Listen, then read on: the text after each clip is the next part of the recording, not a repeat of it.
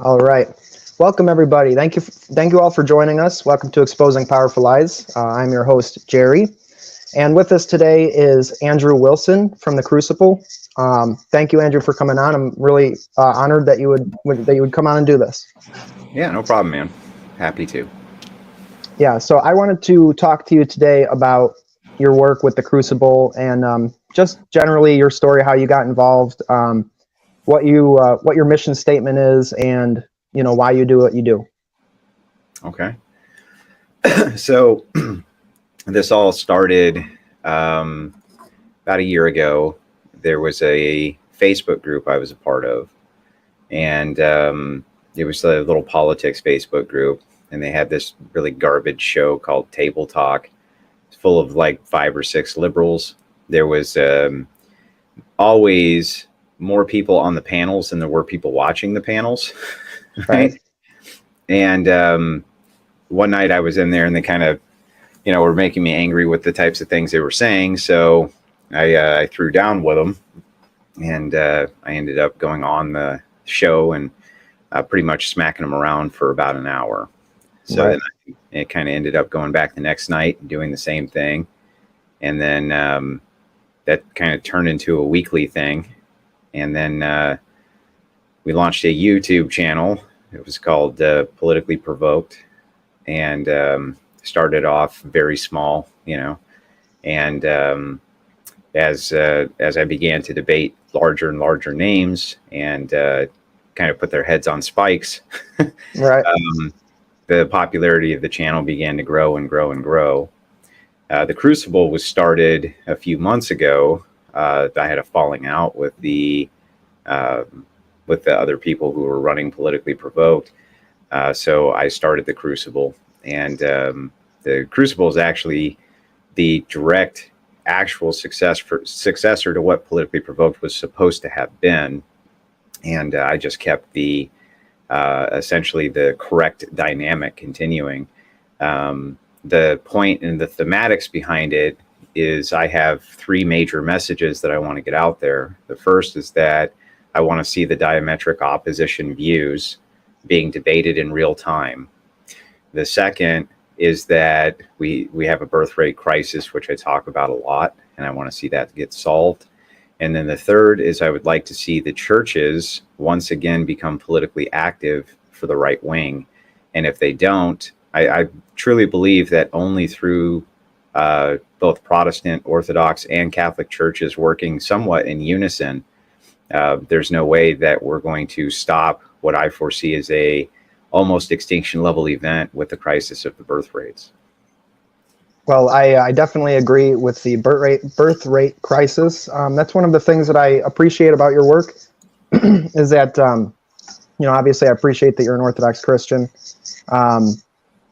And as far as you mentioned the Catholic Church and the Orthodox Church working together, are you talking about like a ground level people kind of getting behind where they share? Well, no, I don't. No, I don't think that it would be possible to work together that way. But I think that they can work together they both have a similar goal. For instance, maybe with stopping abortion. Maybe they have. That's what I meant. Yeah, like common ground. Because I wanted to clarify. You're not talking about ecumenism. You're not talking about. Yeah. Okay. Good. I just wanted to make that clear. I'm saying anybody who has the right idea of trying to solve the birth rate problem, we should be working hand in hand with them, regardless of anything else. It's an existential crisis to humanity. Yeah. Far more dangerous than global warming, far more dangerous than anything else we could possibly be dealing with. So, I think that only through the church can this be combated, because I believe fundamentally it's a demonic agenda. Yeah, I agree. And what else? You also mentioned you want to see the diametrically opposed viewpoints go head to head, and I think that's an earmark of anybody that really cares about the truth. Is that they're willing to enter in the arena and to put their face behind their ideas and be challenged by people who are intelligent and who understand the issue. I think that's really the main reason I wanted to bring you on, is I wanted to tell people about the channel and promote it, and because I think it's really important. I think it's important that we have intelligent people, take these ideologies and these worldviews and go head to head, so that we can see, as viewers, we can see kind of the strengths and weaknesses of both sides. So I think that's a good service. It's true. There's more in common between the dissident right and the communist left than people really want to admit. Right. A lot more in common than people really would prefer that there was. Towards the center is where we have this kind of real big delineation point between the right and the left wing.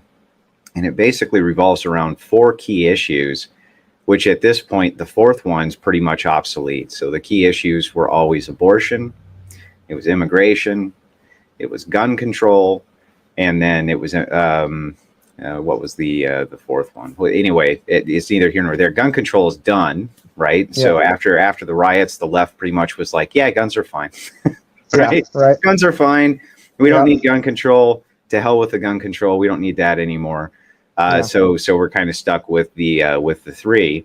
Well, the immigration problem is usually addressed by the left by doing some type of blanket amnesty. So they hate illegal immigration so much that they're just going to make everybody legal citizens, right? Yeah, they just want to get rid of it, make it not exist anymore. Right. Well, they won't even exist because they'll just all be citizens. So this is kind of their answer to it. And the right-wing answer of a complete and total moratorium, regardless, while I think that that's a good idea for integration purposes, it's not feasible. If you're not having enough babies, your population is going to be replaced by immigrants. And that's a sad reality that people are going to have to learn how to live with unless we start having more babies. Right. Well, I think that's why, orthodoxy in the church is so important, is to put people in the proper framework, mentally and spiritually, to understand, what is right, what is wrong, what should we be doing. And, orthodoxy in the church is a perfect framework for building a family and building a society, and promoting childbirth and families and marriage. And this is a good response to the cultural Marxism and the push, in our culture that we see. Families are bad, white people are bad. All the stuff we see go on. I also appreciate your views on race realism. I've seen you talk a lot about that, and I promote that, or I support it.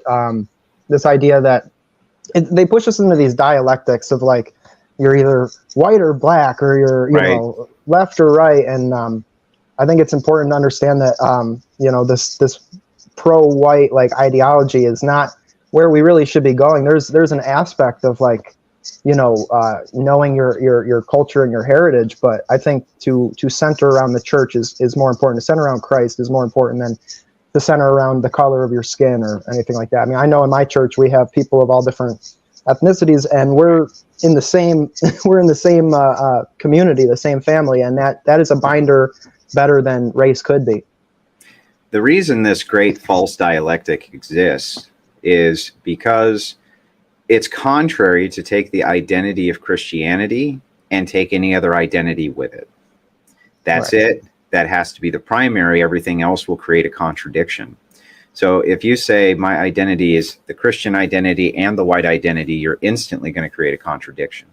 Yeah. If you say that my identity is the Christian identity and the black identity, you're instantly going to create a contradiction. This is why we've ended up so polarized on this issue, and why you'll see so many of the so-called white supremacist leaders or the dissident right leaders are actually very atheistic, and they tend to run very secular style groups, is because they begin to understand as they flesh out their own ideology that, wait a second, if we adopt Christianity, we're going to create contradictions. You can't adopt Christian value structures without being a Christian too. That's another big myth. So one of the giant myths is, well, I love the Christian value structure even though I'm not a Christian. Well, then you don't love the Christian value structure. Right. Right? Yeah. It's either your identity or it's not. Yeah. You can't serve two masters. You can't, nothing else. It's got to be paramount. It's everything. And if that is not what your identity is, then I don't, in my worldview, believe that you're following the actual Christian faith as it's been laid down. Yeah, I agree. And a lot of, I've noticed the white nationalists and stuff are even pagan, this old throwback to Norse, paganism or things like that, which is just silly. Well, it's a crisis of identity. Right. Paganism is, of course, completely compatible with the white identity. So Yeah. why in the world would they not adopt it? Of course they would adopt it. It doesn't create an instant contradiction. Paganism can pretty much be whatever the hell you want it to be. Right? Christianity has very, very rigid sets of value structures that have to be followed. Nobody is very confused at this point as to what it takes to be a Christian or a follower of Christ. There's not a whole lot of wiggle room. Even amongst Protestants, there's not that much wiggle room for how you would define what a Protestant Christian is. And it really puts you in a box, and you just can't serve two masters. So once you recognize that, you also recognize that the transgender identity, which has become paramount to so many people, creates the same type of hypocrisy. You can start to reconcile that, wait a second, we can't hold both these ideas at the same time. Yeah. I mean, it's crazy when you see certain churches promoting trans or LGBT anything. It's just like, to me, it clearly seems like something more is going on there, that nobody in good faith and being honest with themselves could think that those two things could go hand in hand. Well, actually, there is something going on there. Now that you bring that up, there's about 5 large philanthropy groups that are LGBTQ outreach advocates. And so they reach out to the community for different acceptances and things like this, or campaigns for acceptance. One of the things that they spend a large quantity of money on is, of course, church outreach. And what they do is they approach these various churches and they offer to help them, treat essentially their LGBTQ parish and this kind of thing. It's truly the devil's money, but I'm sure it looks very appealing to a smaller 200, 300 person church. They're always struggling with money, and they're always struggling with finances and this kind of thing. It probably looks pretty appealing to them, Right. And this is you can actually watch in real time church subversion happen on the Protestant side, and Orthodoxy is not immune to it. Catholicism most certainly is not immune to it. Right. Yeah, and this kind of falls on each member of the church to, we all play a part in the makeup of our church and the politics of our church. So I think it's the impetus is on each member to protect it, to protect the church and to protect it from these subversive ideologies and stuff. I definitely really appreciate the work that you do because you speak out on these things and because you bring. I like your style. You've got like it's obvious you've got common sense, and you're very straightforward with the things you say. You were talking the other day about the subversive elements that even come with alt media platforms like these, with people speaking. You've got these groups that come in and try to get you to basically Fed post yourself, try to get you to say certain things. You were calling them the name-ums. The name-ums. And I mean, yeah, and all of us see that every day on all these different platforms. You see these people come in, and it's just silly. And it seems more like an organized effort. It seems like a combination of an organized effort to subvert these channels, and also just the dumbasses that really believe this and like latch onto it and really think that just by calling out a certain race or something that proves that you're cool, that you're smart, and that. Well, brothers in Christ should be helping each other succeed. Right. This should be our overarching goal, to help each other as much as we possibly can in order to spread the message of God. Right. That's our edict. And we should be helping each other as much as we can. So the entities that are at work when you look into your live chat and you see 30 name-ums all trying to subvert whatever your message is, that might be pro-orthodoxy, or it might be pro-Jesus Christ, or it might be anti-LGBTQ, things that you aren't allowed to talk about. They try to put social pressure on you in order to force you to say things that will instantly get rid of the platform, which is the only one of the only venues left for which we can actually reach out with our doctrines. So it's very foolish. It's I think that the ultimate enemy also has a hand in it, whether we can identify what that is. But most certainly it's a combination of both Fed posters and dumbass incels, right? Kind of a combination latching onto each other. And they always seem to come from the same communities. If you keep a good eye on it, you go through Jay Dyer's chats, you go through anybody's chats, you'll see kind of the same faces over and over and over.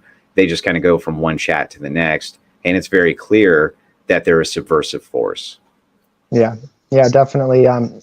It just makes no sense to basically trash your own channel when we can do real work, like you're saying, like reaching people with the message of Christ is so important. And even if these platforms, which we know they're controlled by the same forces that we're against, the force of globalization and Luciferianism, basically, we can use these platforms to reach people, and people are using these platforms to reach people in a very effective way. People like Jay Dyer and David Patrick Harry, and a lot of the people in the what we call the orthosphere are really bringing a lot of people into the church, myself included, through debates, through theology lectures, all of this stuff. So really we're using their own tools against them. And if you just go and stick your foot in your mouth and say something that, is edgy, or, you're not allowed to talk about, within terms of service, like it makes no sense, and you're sabotaging your own effort.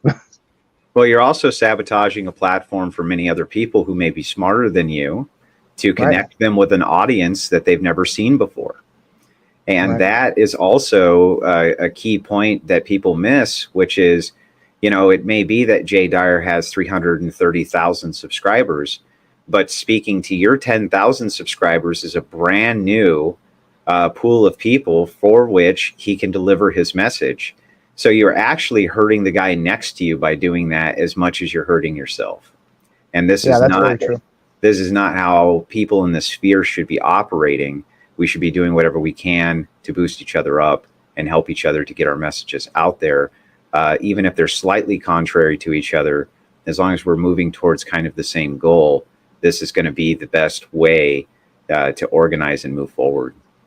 Right. And that's part of what I'm trying to do, is to reach out with other people that are doing similar work, and kind of try to find common ground amongst all of us. And because we all know we're fighting the same enemy, and we all know that, we love Jesus Christ. So I think that it's important to find, our shared ground, and to make peace amongst people, and kind of try to unite our efforts in a small way, not in a total way, because that also comes with its own pitfalls as well. Yeah, because groups are easily subverted and infiltrated if they become too structured and too organized and too tight. Yeah, I completely agree. But I'd rather get to that point and worry about that problem then, rather than never be able to even approach a point like that, because we're too busy fighting off name'ems and fighting each other over kind of non-sub issues, when we really have these much, much bigger fish to fry.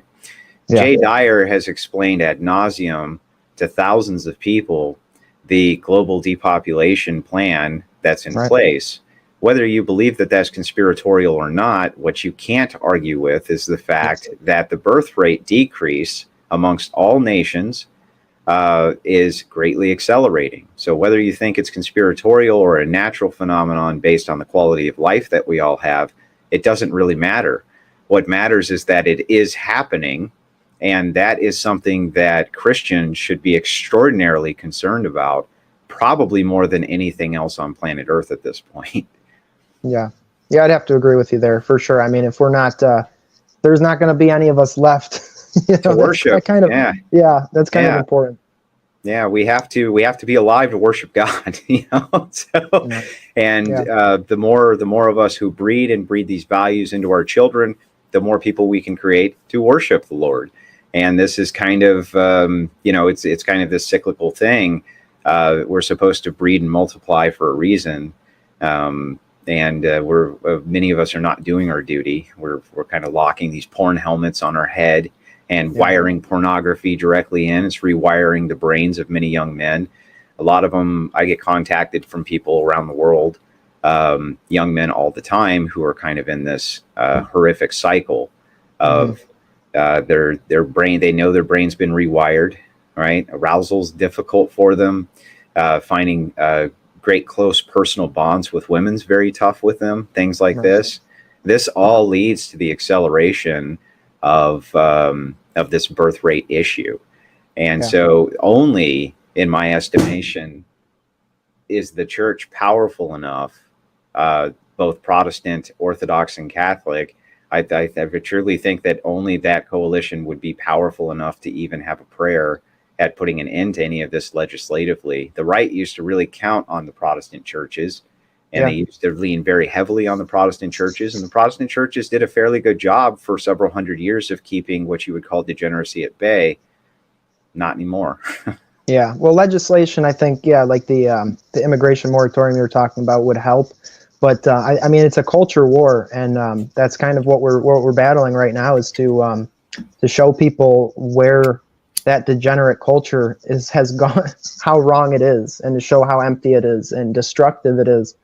So I think that's really the battleground, is ideas and debates and stuff like that, which is the main reason I wanted to talk to you, because I feel like that is like the front lines of it. Is people, that subversive culture comes in at such a young age. People give their kids up to, public education, and they're met with, all of these ideas and these Marxist teachers and pushing all this stuff on them. And then through the TV, people put their kids in front of the TV and let them watch, Nickelodeon, all this stuff that is just total weaponized culture against them. And I think it's really important to show people, hey, this is wrong. Like, this is in complete opposition to traditional Christian, ethics and the way that we're called to live our lives. And this is where it's happening. You need to get your kids away from those sources of poison, mental poison. And it's tough, like you were saying, seeing kids now addicted to porn and stuff, younger men addicted to porn. Like, it's really sad to see, because they've been assaulted their whole life, told this is normal. Like, this is what everybody does. Like, this is just, it's the typical thing. And it's, they so also fight backwards. tooth and nail to justify the addiction to it, right? Yeah. They will fight tooth and nail to justify the addiction to pornography, to justify the addiction to sex, to justify the various addictions. Self-justification is a massive problem, because we now live in a society that's bereft of responsibility. Nobody wants to take responsibility for their actions. That's a big problem that codes used to take care of, a chivalric code or a Bushido code, things like this. But we're a nation of laws. We don't use codes. There's no honorific code. So therefore, almost kind of anything goes, and it's become kind of this great slide. It's a race to the bottom. And if you think that guys like Destiny and guys like Bosch, they may only have 6,000 people plugged in at one time watching them, and then their video gets seen by 400,000 or 500,000 people. But you can imagine the 500,000 people who watch those ideas and they become ingratiated in their brain. They go out and they preach the gospel of Bosch to another, 10 friends, and then you can kind of extrapolate that. They influence millions upon millions of people, and it's foolish to think that there should not be any type of counter to their ideology via debate and using the entertainment circuit also as a weapon on our behalf. Right. Yeah, we should also be throwing our hat into the ring of the culture war and using these tools as well, for sure. And I always kind of think of it like it's the broad path and the narrow path. I don't think the Christian message would, if it's presented in the fullness of truth and not sugar coated and not made to be, easily digestible, right? Not to compromise, at least, on important things like homosexuality and things like this. It's not ever going to hit that level of like 400,000, 500, millions of people like you would see these other, worldviews do, because they're more lenient. They're not as strict. They're more, they justify why, chasing your pleasures and passions are good and things like that.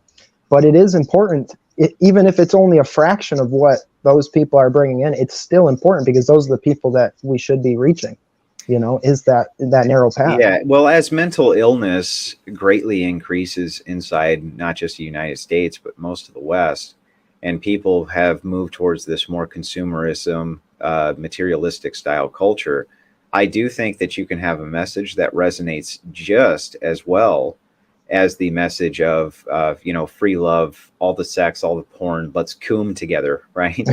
I do truly think that that message is less well received at this date than most people think that it is, and that the craving for an alternative message is very high.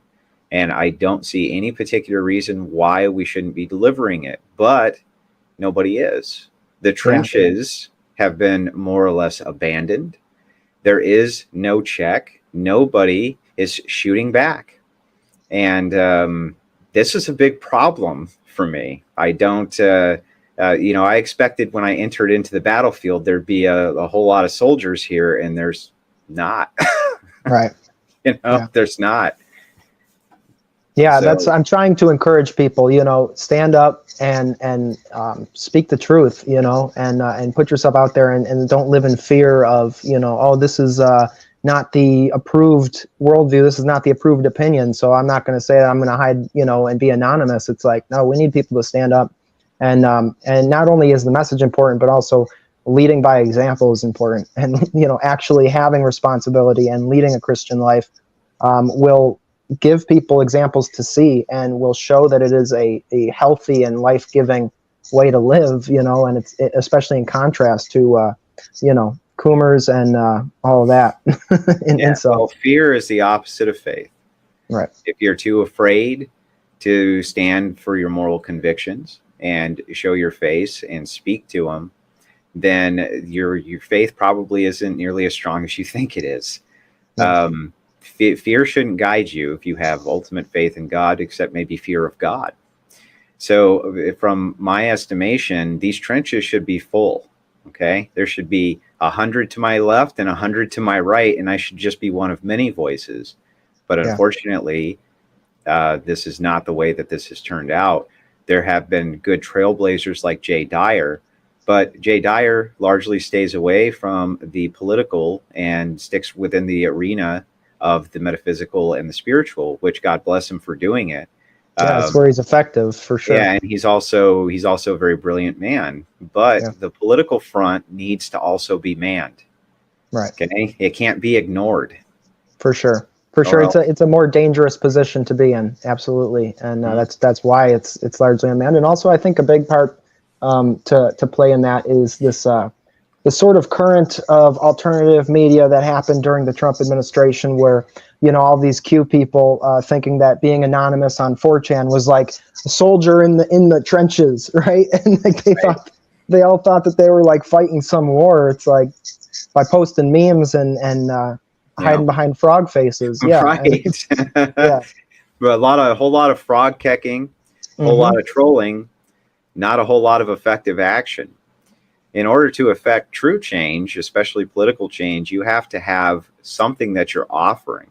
And it can't be there's a faceless army of people that you don't even know about who they're about to wake up. And once that happens, then you'll see, no, you won't. Yeah, they don't exist. Work great. That would work great if, Trump was the savior coming in, and we needed people to disperse the information that the savior's coming. You know what I mean? Yeah, that would have been great. Yeah. But it's not so. There is no massive silent majority that you don't know about. Okay. Think to your own life and you'll realize that that's true. Okay. There's us. Yeah. We're what there is. There's nobody else. Nobody's coming to save you except you. Yeah, that massive silent majority is a massive majority of people that can be swayed one way or the other. They can be, and whoever is the most effective, and whoever, unfortunately, is part of democracy. Whoever has the best show, whoever can flash the most shiny objects in front of their face and get them to look that way, is going to be the one that sways those people. Whoever has the best message, whoever has the best rhetoric, whoever is at the forefront of explaining what the realistic problems are and giving simplistic solutions people can understand to them, will always be the victor in these arenas. The message that we should have as followers of Christ should be very simple. We don't need to make it complex. Though the church history is very complex and the faith is extremely complex, the messaging doesn't need to be. Right. This is one thing that Orthodoxy can learn from Protestantism. The reason that it's been so effective in recruitment, where Orthodoxy has not been nearly as effective in recruitment, is because they've had a couple of 100 years of being able to refine a simplistic, palatable message. as Yeah. Jay Dyer might say, sausage, cheese, pizza, and say the Lord's Prayer, right? Right. Right. But they have been able to make the message very palatable for people. And I Yeah. think that that is political messaging. That is the way political messaging is done. And this is one of the great battles that's ahead of the Orthodox Church. It's one of the great battles that's going to be ahead of everybody, is making sure that we can create messaging that's palatable. If we're telling people, hey, you can't just have sex with everybody who's walking around, that's bad. We Right. need to really be able to give them a palatable, justifiable reason for that they can take in seconds, that makes sense to them. And man, we're not there. No. Yeah, I think a big part of you're so right about Orthodox need to get better at evangelism, because a lot of Orthodox don't even think that that's something that the Orthodox Church does. You know, they associate it with like evangelicals or Protestantism, and they're just kind of like in their own little world. But absolutely, we do evangelize, and we do try to reach other people, and that's just something that Orthodox aren't that great at right now. They don't try, it seems like, in a lot of ways, whereas a lot of these Protestant churches hold functions and public outreach and things like that. We definitely need more people doing that. 100%. Well, Protestant churches have the advantage of a lot of money. They have a larger pool of people to choose from. Very easy to find talent. The more pool of people you have to choose from. Birth rates, right? Yeah. Far easier to find more talent the more you have. And Orthodoxy inside the United States is still fairly small. Yeah. It's going to take talented people for the purposes of evangelizing, and it's also going to take messaging that's palatable without compromising the value structure. It's a kind of a really difficult row to hoe, but it can be done. And the only way it can be done is to continue to have these conversations with people who are literally and sometimes infested with demons, and having these conversations with people who you have complete and total diametric opposition to, as far as worldview, religion, everything else. Because I'm going to tell you right now, I've changed a lot of minds. I've changed a lot of minds by doing this sort of engagement. And it's true that other people who come on the platform who have diametrically opposing views have also changed minds using my platform. But this is the price of admission. If we're going to engage in the arena of ideas, sometimes we're going to lose. Yeah. Yeah, and as long as truth is what we're after, then that's not a problem, you know? I mean, dealing with people who, you know, believe the opposite of what I did is how I became Christian in the first place. You know, I was not a Christian at all for most of my life and really believed the things that I believed at that time, but I also really cared about the truth, which is why I often sought out people that disagreed with me and wanted to be challenged, you know? Not everybody shares that view. A lot of people just want to be right. They don't really care about whether it's true or not. They just, they say what they say, they feel what they feel, and believe what they believe, and they want that to be the truth. Right, bad faith, exactly. Bad faith.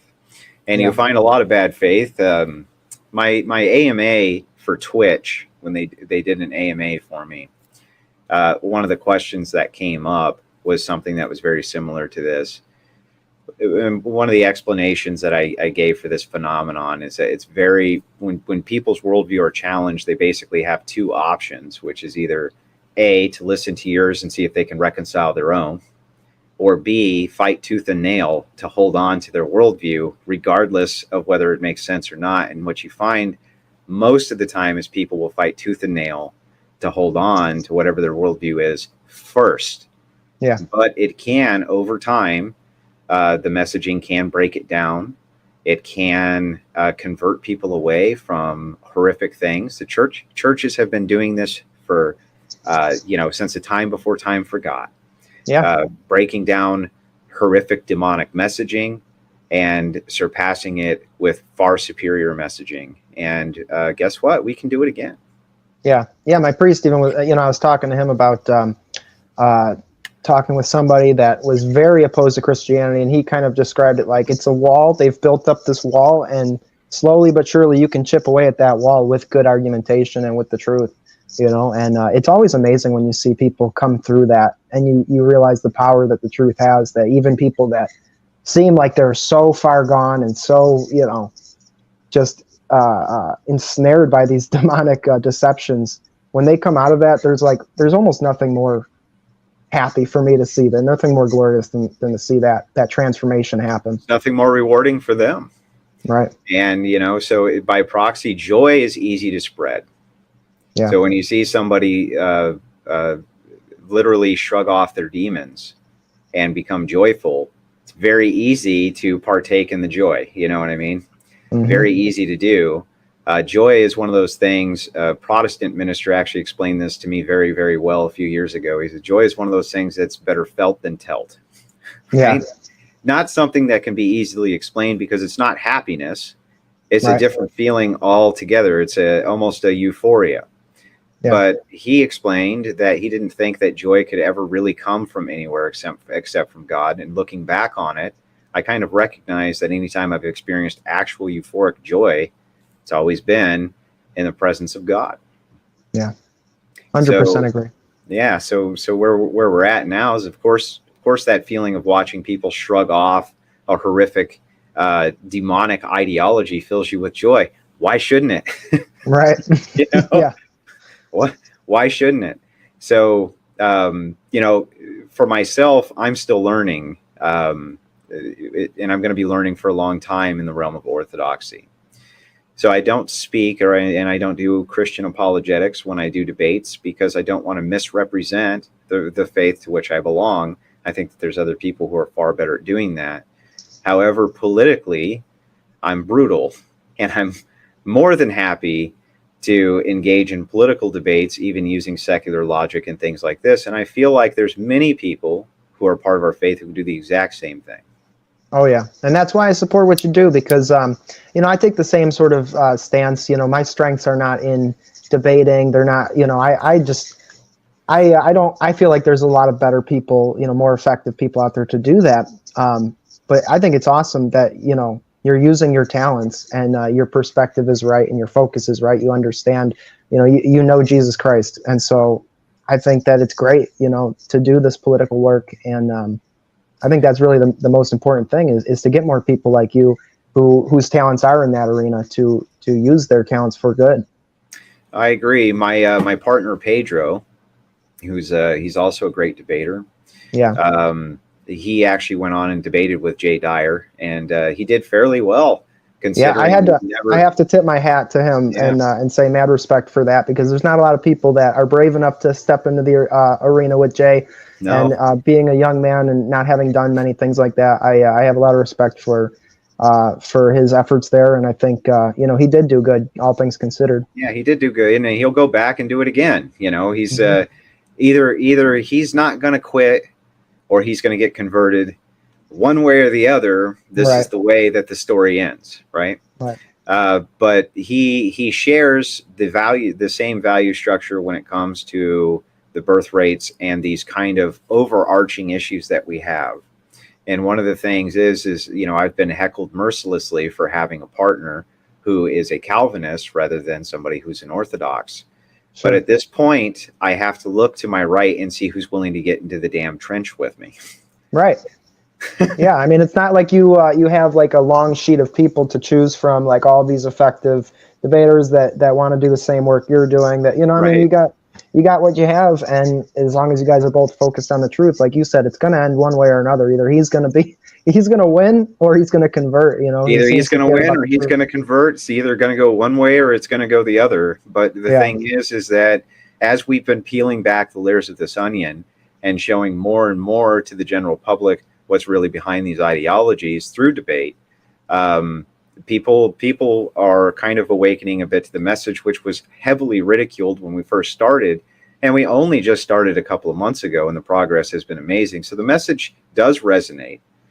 People do seem to be attracted towards it. They do seem to understand something fundamentally wrong is happening. And they do want to see these issues completely sparred over, debated about, and they don't want to see Christians act like cowards, right? We need you, right? Yeah. We need you. Now more than ever, we need you. For real. Yeah, I mean, it's become very difficult to deny that something is very wrong at this point. I mean, just seeing our cities burned by BLM and Antifa, and seeing these Marxist insane, organizations. yeah, seeing these insane purple-haired people in pussy hats screaming in the streets, and seeing drag queen story hour in our schools, the economy obviously going to shit, and the president being this bumbling, dementia-ridden fool. Yeah. Yeah. Well, there's a lot of leftists at this point who are willing to reach across and have these discussions because they see that there's fundamental problems too. Now, they may not see them in the same way that you do, but they know that there's issues, and that's enough. That's enough of a hole for you to, kind of squint your eye through, and you guys can see eye to eye on something. Yeah. And it's like, that's how you start a conversation like this. That's how you move a conversation like this forward. You have to start somewhere. But I'm going to continue to platform transgender people. I'm going to continue to platform LGBTQ and communists and every other type of leftist in between. And I do think that from a dialogue standpoint, that Christians absolutely need to begin in the engagement process with these people. That is true evangelism from my perspective. Yeah, I agree. I think, that's how we avoid echo chambers, and that's how we reach the people that need to hear this. We can just sit here and preach to the choir all day and talk amongst ourselves, but you're not going to change a lot of minds doing that. And you're not going to show the contrast between what we believe and what we're promoting and what these people are promoting and living, So I don't know why anybody would give you static for bringing on people like that. You host a debate show. Just because somebody's coming on doesn't mean that you agree with what they're saying. There are times where guests will be very they will utter blasphemies. Yeah. They will say horrific things like this. Yeah. And I have been heavily ridiculed for being silent when that happens. Mm-hmm. I understand the criticism, but at the same time, I understand the necessity. If you bring a blasphemer on to challenge their worldview, they're going to blaspheme. Yeah. Do exorcists show up and exorcise the demonic and expect that the demonic's going to behave? Right. Yeah. I don't think that they do. Now, I'm no exorcist. Don't get me wrong. I'm not saying anything like that. I'm just saying that there will be times where guests blaspheme. It will sound horrific to Orthodox ears and Christian ears in general. But it's going to happen, and the only way that you can engage with a blasphemer is oftentimes to hear blasphemy. And I'm sorry that that's the truth of the world, but I live in the world. I didn't create it. Right. Yeah, it's dirty work for sure, and maybe it's not for everybody, that wants to listen, but there are always going to be people that want to do this and want to get into the mud with these people and really wrestle it out and try to defeat their evil. Yeah. Yeah, I largely agree. Now, when I say ridicule, that type of ridicule has been few and far between. Mm-hmm. Okay, most people are very supportive. The Orthodox community has been extraordinarily supportive of my efforts. I can't even tell you how many DMs I've gotten from various people who have been extremely happy to see any type of Orthodox representation in the mainstream at all. Yeah, bro. We got 1% of America is Orthodox. So when we see somebody Orthodox, we're like, yes. All right. And then to also allow Orthodox and platform Orthodox individuals to come debate their ideals, to allow Orthodox individuals to come on the show and really confront the power of the enemy is also something that we're able to do. But we've got to stay united, stay away from the name-em, stay away from the idiocy and the lunacy that will completely and totally dismantle the entire thing from the ground up. That's what the enemy does. Yeah. And whether it's the demonic behind it or whether it's the political factions behind it, doesn't matter. They don't want you to talk. So you've got to be smart. Right. Exactly. Yeah. If you silence yourself through some stupidity, it's one thing if you're speaking the truth and they shut you down, you were following, you were avoiding any sort of crazy words, but you're still giving the message that is the truth, and they take you down. Okay. Well, you tried your best, you did what you could, but it's a whole different ballgame if you're going to just go out there and and be an idiot and get banned and then cry they censored me. It's like, because One for of a the while best tricks that the enemy's ever played on us was to tell us to sacrifice our voices so that we could know who each other were. exactly, that's what I was just Right? about to say. Yeah, it's How like a badge of honor if you've been yeah, deplatformed, you know. a Oh, you haven't purity, been deplatformed? You're not speaking yeah, the truth then. a purity test of a fool, Yeah. right? A purity test of a fool. And many fools have fallen for it. There's a pyramid scheme as much on the right as there is on the left when it comes to this. And a lot of it's monetary. And you'll find that the people at the tops of these pyramid schemes on the right are often secular in nature as well. Okay. Right. Don't fall for the voices of fools. There's far more of them than you can imagine, right? Do not welcome them into your chats and into your platforms. Get rid of them. Send them back to the dark recesses and corners of the internet from which they came, unless, like many have in my chats and on my shows, they conform and behave to the TOSs, or they're simply not welcome. Yeah. That's also a way that you can begin to change that dynamic. Right, and that's what we do, on Jay's channel. That's what we do on most of the channels that we moderate. Is people can come in, they can ask questions and stuff, but if they're going to start doing the name them type behavior, they're gone immediately. It's just Gone. You're gone. We don't need you here. And then for other people that have disagreements and stuff, like Jay has the Discord open, does open forum debates all the time. So come on in, say whatever you want to say. You want to crush my ideas, then come in and crush my ideas. And so we get a lot of people that they want to argue and bicker and say inflammatory things in the chat, but then you give them the Discord link and they don't come in. So those people are gone too, because we know they're not serious. And I think Jay Dyer, much like JF Garipi, while they're on completely different wavelengths for the things that they believe, both have a good fundamental, I think, intuitive understanding of the namems, and understand that they're constantly under siege and that they need to depend on good moderation and good level heads to make sure that they don't get bogged down in these types of quagmires. And they're both very, very smart people for doing that. And we can all really learn a massive lesson from the fact that these voices still exist when so many other ones have been eliminated. They're probably doing something right. Yeah, right. Yeah, you don't need that fringe group's views. You don't need their support. It's not like your channel's going to go under if you don't get those kind of people backing you up. I mean, those are the kind of people that are going to subvert and destroy your channel. And I mean, you have to, right, and your life.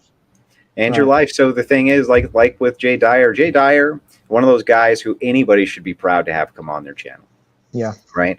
100%. He goes out of his way to try to help you for no particularly good reason other than he can. Right.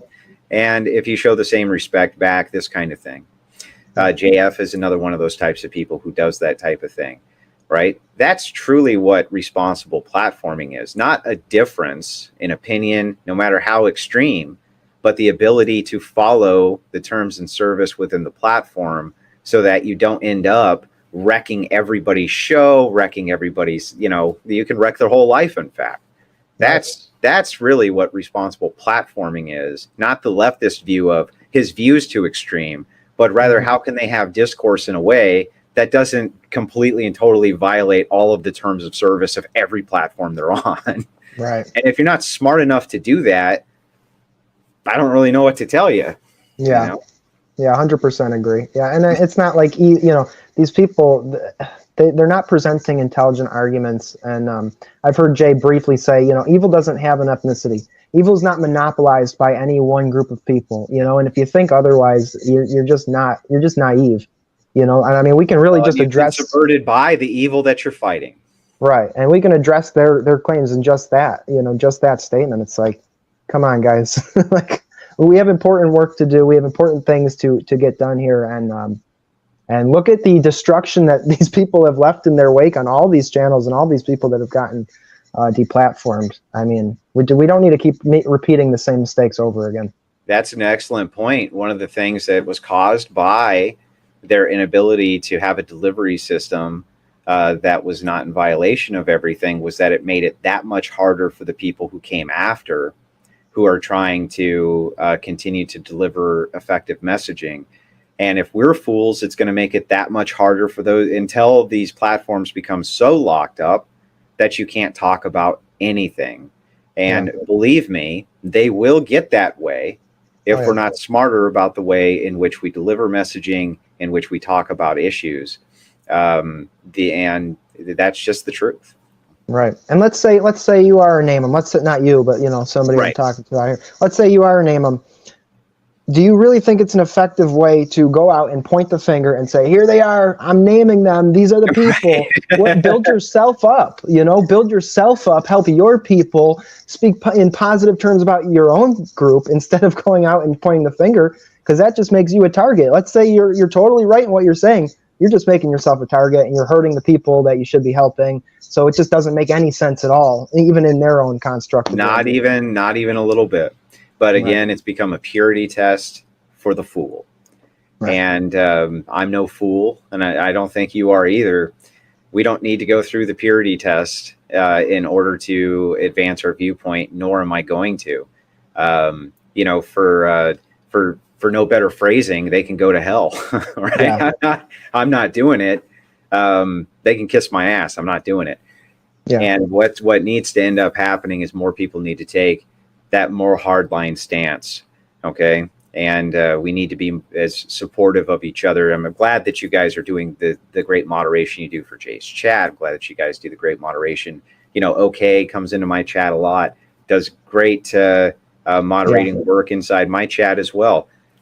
Never asked me for anything in exchange. Right. Yeah, we enjoy doing it. We enjoy doing it. We enjoy participating in the work and stuff. And they're all great people. OK, Jethro, Dangerfield, Henley, and me are, those guys were doing it before I got involved, and we just became friends, and they kind of gave me a hand up, and we never even really had to talk. That's what's so good about that group is we never really had to talk about there were never issues. We all just kind of were on the same page. We knew what had to be done. We knew what Jay expects from, the moderators, and we back each other up, and there's no infighting. There's nothing like that. And it's just a great group of people. And they've been, brought into other channels as well because they just do good work, So, yeah, I shout out to all those guys. Shout out to everybody that's here watching. Thank you guys for joining us and stuff. It's really a great group of people, a great core group of people that are involved in the Orthodox YouTube. I've come to make a lot of friends on there, and I just really appreciate all of them. They've been nothing but fantastic to me. So the thing is like I said, OK has done a wonderful job inside the chat. And again, I never gave him any clear expectations. It didn't really need to. Right? Yeah, it's common sense. People kind of intuitively know what a name-em looks like at this point, right? And they know intuitively that you got to go, right? We can't have you coming in and trying to subvert this messaging. It's totally counterintuitive. It's horrific for everybody. It's going to cause us a lot of problems down the road. One of the things I agreed with Lauren Southern on when I was debating with her, and she said, kind of a lot of right wingers took themselves out of positions of authority and power and this and that, and kind of died on their own sword to become martyrs in a movement that never materialized. Right. Right. Yeah. And she's right. Right. She's had to make an entire comeback tour through Twitch politics in order to begin doing messaging again, because she was kind of one of the first who understood, well, this isn't really working. Right. Right. The left is fine with echo chambers. Yeah. Okay. They don't need to engage with you. They're happy to be in their echo chambers, just talking smack from behind their walls. They're totally fine with that. Mm-hmm. So it does us no good if they're willing to engage, to reject that, to, in whatever platform, in whatever state, even if it's a trap, it's still better to engage. Yeah. Yeah. I mean, do you have faith in the rightness of your own views? Do you actually believe that you have the truth or not? And if you do, then put up or shut up sort of deal. Right. Yeah. Yep, I largely agree. By the way, that's a great poster behind you. Oh yeah, I'm in my brother's room right now. So I knew you were coming on, and one thing I like about your streams is that you do smoke on stream. And as a smoker, I appreciate to see that, because there's almost nobody else that smokes on camera. And so many people hate smokers. They just hate it. They see you smoking, they're just like, why you smoke? And it's like, I'm not promoting cigarettes, but as a smoker, I enjoy that. So usually I'll do streams out in my garage, and where I can smoke. But this is my brother's room. It's just more professional. I figure out of respect for you, have a better setup, and controlled environment where there's not cars driving around and stuff. But so as the added bonus, everybody gets to watch me Nick Fit for this whole time. So I hope my pain is entertaining for you guys. You see it watching me smoke. You're like, you bastard! I want one now.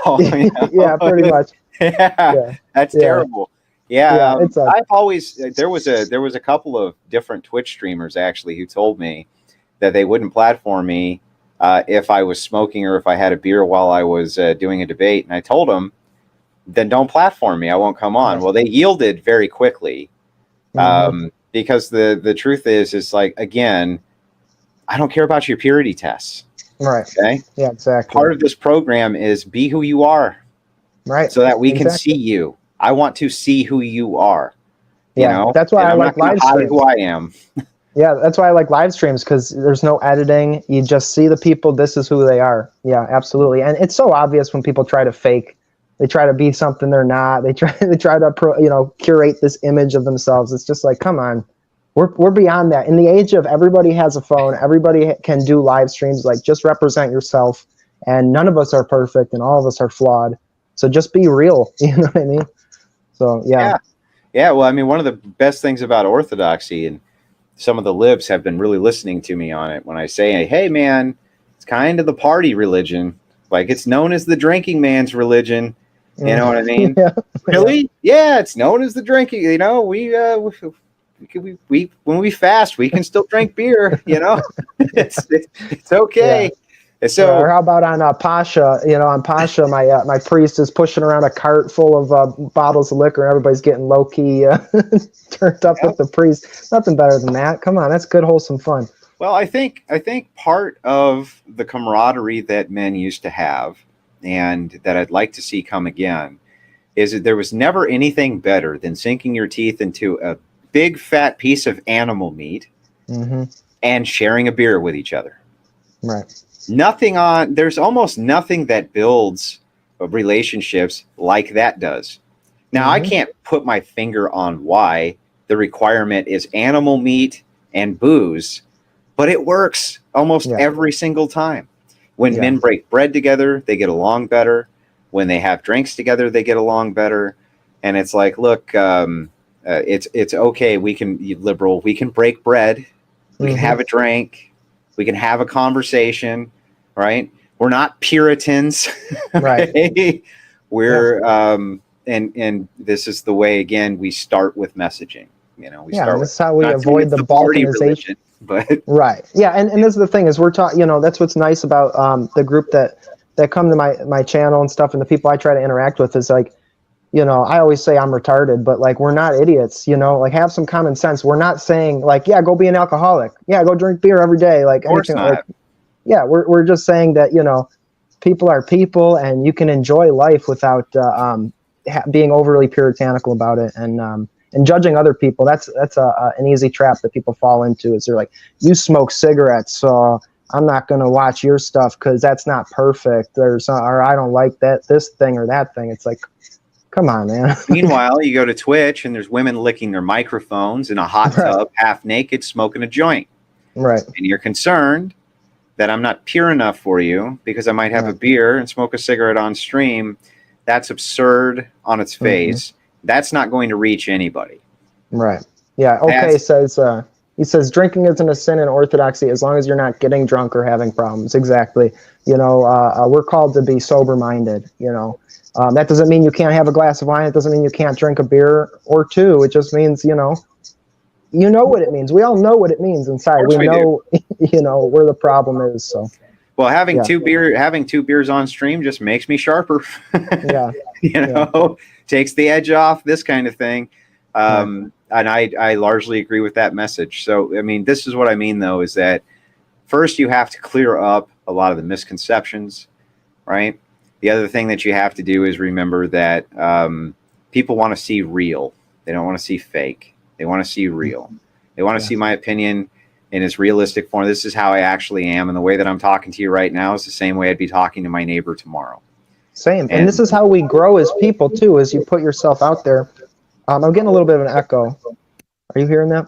There we go. Okay. This is how we grow as people is, if you put yourself out there and people do see the real you, then they can have a conversation with you. Maybe, there is parts about me that I can work on and fix. I mean, I know there are, but when people see the real you, then they can address the real you. But if you put up some like curated image, how do you grow from that? If you're just perfect, hey, everybody, I'm Jerry, I'm perfect, like, come on. right, it's absurd on its face, and that's counter to what our message should be anyway. One of the things that I've always liked about the Crucible platform is that we want you to show who you are. We want the mask off right from the gate, right? Yep. We don't want to have to take it off during the show. We don't want to have to peel it off inch by inch. We want you to walk in with the mask already off. Put your views on, put your views up and match them against other people's. Let's see where they fall. Right. Let's see where they go. Right. And sometimes, a debate will stop mid-debate and people will kind of look at each other like, we really kind of agree on a lot more here than I thought we did. Mm-hmm. Yeah. Right. So this is one of the things that we can do in the political sphere. It's really not being done anywhere else, and I don't think it's going to be for the foreseeable future. But I hope to see more and more of the people who agree with the Christian identity fighting for that identity more than anything else. Yeah, amen. We need to see a lot more of that. I'm getting still that echo a little bit. I just want to say thank you for coming on. We've gone about an hour, and that's what I was hoping to get. So I'm glad we were able to do it, and really honored that you'd come on. You're the second interview we've done so far, so hopefully we'll be doing more of that. We've got some more people lined up to come on as guests, so I'm looking forward to that. Everybody go check out The Crucible with Andrew Wilson and Pedro. Awesome channel. That's linked in the description. Like, share, subscribe, all that stuff. And Andrew, is there anything else you want to say before we wrap it up? Yeah, there is one more thing. If you need any aid with anything, you make sure you let me know. And if you need to be put in contact with anybody, let me know, and we'll see what we can do to also help you out. The more that we all help each other, the better we're going to be able to push the actual true identity, which is Christianity, forward. And I'll just end it with that. Thank you so much for having me on. It was truly a pleasure. Same, brother. Thank you. All right, everybody, thank you for joining us. I will see you guys again soon. We'll be doing, we got Michael Sisko agreed to come on, setting up scheduling with Radix Virum. If she's still in the chat, Radix, what's up? I saw you were here earlier. Thanks for joining. And I'm just going to go through comments and say hey to everybody that's here. We got B Moon. Always good to see you, B Moon. The Green Feathers. Mikhail, what's up, Mikhail? Always love to see you here. John World. No Names. Dangerfield Henley. Stoned Canuck Theory. That's a new one. Oh, I'm so glad I saw your name, Xenia. I want to give a happy birthday to our friend DJ Lantern in the chat. Him and Xenia are together, and they're always very supportive of what we do. So happy birthday, DJ. That's tomorrow, so happy early birthday, DJ. Based Homeschool Mom, always great to see you. Based Homeschool Mom, you're actually how I found Andrew here. I first saw Based Homeschool Mom mentioned by Brother Augustine when he was talking about the Orthodox Montanica, and everybody's like, who's Based Homeschool Mom? So I looked up Based Homeschool Mom on YouTube and didn't see a channel, so it was kind of intriguing. And then finally, we saw The Crucible, and we started to learn, okay, this is who they are. So really great to see you. Thank you for joining. Jethro, Deputy Dave, haven't seen that name in a while. Black Party Vintage, what's up, man? Okay. And John World, I think that's it, guys. So, all right, Andrew, thank you. Thank you, everybody, for being here. Appreciate all of your support, and I will catch you next time. And until then, God bless everyone. I bet those glasses make you see better.